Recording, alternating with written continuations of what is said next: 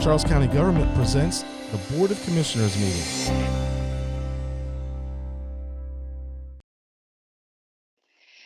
Commissioners, that now moves you into your next item, which is item 6.12, the update from the Board of Election on their process.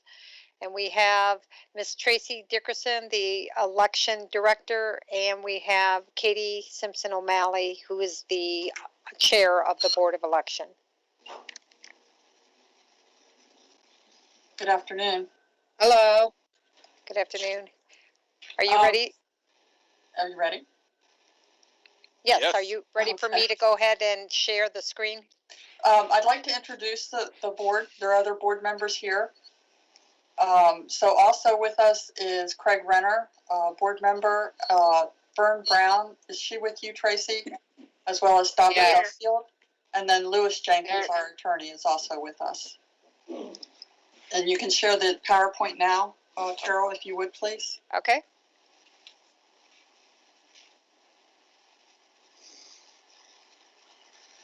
So we just wanted to give kind of a high level bit of information before we answer any questions that you might have about the election.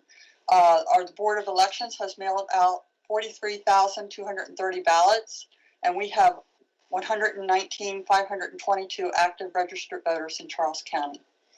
As of yesterday, the Board of Elections had received 4,433 mail-in ballots and 14,178 from the drop boxes. There are 6 drop boxes throughout the county, and you can see the numbers there as to where people are dropping off their ballots. A couple of important deadlines as we move forward. Today is the last day that all mail-in applications must be received. 8 p.m. is the deadline. And all ballots must be postmarked by November 3rd, Election Day, or dropped in a box by 8 p.m. on that date. And then some important information. People can watch the virtual counting of the ballots on election night, as well as other days when the Board of Elections does absentee ballots and provisional ballots. And that schedule is located on the Board of Elections website. And anyone who requested a mail-in ballot but then changes their mind to vote in person must vote by a provisional ballot. So there are 4 ways to vote in Charles County. You can mail in your ballot. You can deliver a ballot to one of 6 drop boxes in the county. You can vote early between October 26th and November 2nd, and that includes the weekends. The early voting centers are open daily from 7 a.m. to 8 p.m.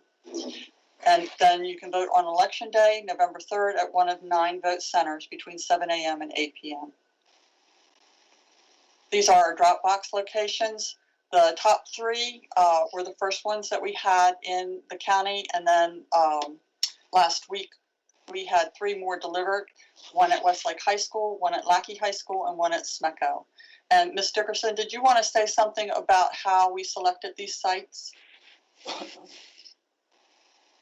Sure. The sites were selected to be throughout the entire county to service each part of the county. Lackey was put in place to service the western part, Smecco to serve the eastern part, Sacred Heart and St. Charles are there because they're required to have them at a vote set at an early voting center, and then Westlake and St. Charles covers each side of 301. And then you have 2 covering the southern part of the county. Okay, Carol, next slide.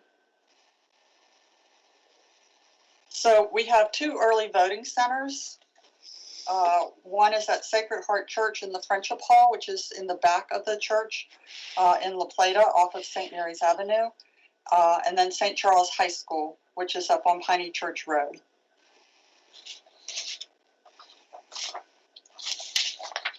And then our voting centers the day of elections are all of our high schools in the county, St. Charles, McDonough, Lackey, La Plata, Thomas Stone, North Point, Westlake, and then Sacred Heart Church, which is an early voting center, as well as a voting center on Election Day. We added Pickawaxen Middle School for the southern part of the county. Ms. Dickerson, did you want to add anything more to that? No, you pretty much covered that. Okay. Are there any questions? I'm sorry, was that Tracy? Tracy Dickerson, she's the director. No, that's okay. What I wanted to reiterate is that I got a question about voting at any of the centers. So I just want you guys to reiterate that to the community. I know I did, that you can vote at any of the centers, because before, we usually assign a voting location, and so their community that still doesn't know that you can vote at any of these centers. Correct. And any voter can go to any one of those 9 vote centers on November 3rd to vote. And they can go to either early voting center between October 22nd and November 2nd. October 26th and November 2nd. So any individual, any citizen can go to any one of those sites. I think some of what causes that confusion is that if you have your voter registration card, it has your normal voting polling place on it. And because of the situation with COVID-19, the number of actual voting places was reduced and placed at the high schools just for this year, hopefully. Other questions? I think one of the other questions I get is security at these voting locations as far as ballot drop-offs. Do you have, and I think you guys can better articulate that, you put these in areas where there are security cameras? Absolutely. There's a 24-hour security camera on every ballot box. And Tracy, how many times a day are ballots picked up? Ballots are required to be picked up once a day. Okay. At our office, they're picked up more often because the box fills up quicker. But every day, someone visits. We have people pick up every single day at the other 5 sites. Thank you. Any other questions? I did have a question. It's a very general question, and it relates to the volatility of the political climate that we're living in now.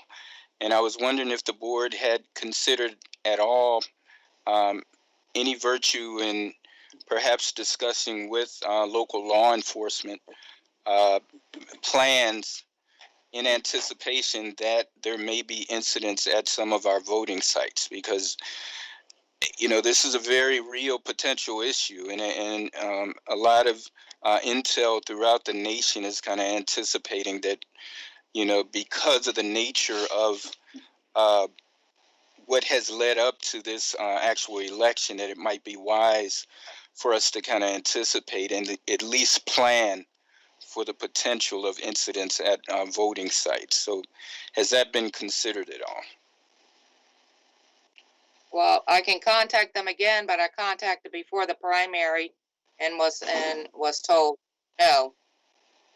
You were told what? No.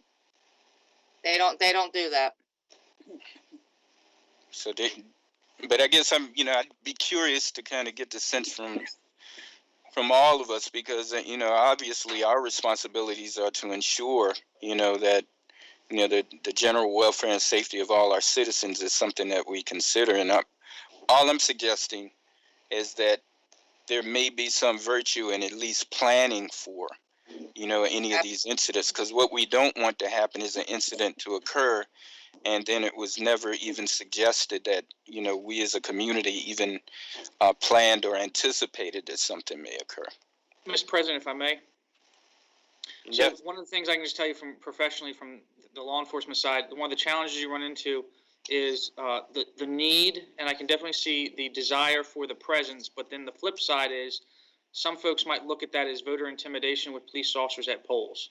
And But that's I didn't say that. No. I didn't even suggest that. When I'm talking about this, there wasn't a suggestion in anything that I said about having police officers on site. What I was talking about, in light of the volatility of the political climate that we're in, are there any discussions on planning, and anticipation that issues may arise? I didn't say anything about putting anybody on the street on locations. I didn't make any reference like that. I will, President Collins, I will make a phone call, to the sheriff's department on that, just to put them on alert. But we have weekly calls as well with MEMA as well. Okay. But also, Commissioner President Collins, we certainly will have more of a conversation with Sheriff Barry. I wish he was still here and we could discuss it more. But certainly, we have worked with the sheriff's office every election, and they know to be on call every election. We don't have police officers on site for obvious reasons. I know that's not what you were suggesting, but certainly anytime that we have called, if we've had a problem at a poll, they're there immediately. I mean, we've had to call police officers in the past when you have difficulties, and we do understand the times and the concerns, and we'll have that discussion also again. And Katie, this is Craig. I would just add that our chief judges are well trained to, as a former chief judge, I can tell you, to understand what is in their realm to handle. And if a situation comes up that they're not trained and staffed and equipped to handle, to contact the sheriff's office to respond to any incidents that would take place at a polling station. Good. I have one question. Lighten the atmosphere a little bit. Volunteers, are you still in need of them? And this would be your opportunity to solicit volunteers. Well, we always need volunteers. As we get closer to the election, they drop off. We lost a chief judge for early voting yesterday, so we always have them for if nothing else, as backup. Okay. It seems like more people are going back to work. The ones that we had scheduled for early voting are dropping out because now they're not able to work because they're being called back to their primary job. So that issue doesn't have anything to do with the COVID. It's them being able to return back to work. So Tracy, if somebody wants to volunteer, how do they contact you? They just contact our phone number or go through the website. There's a button on there for election judge interest. Good job. Thank you.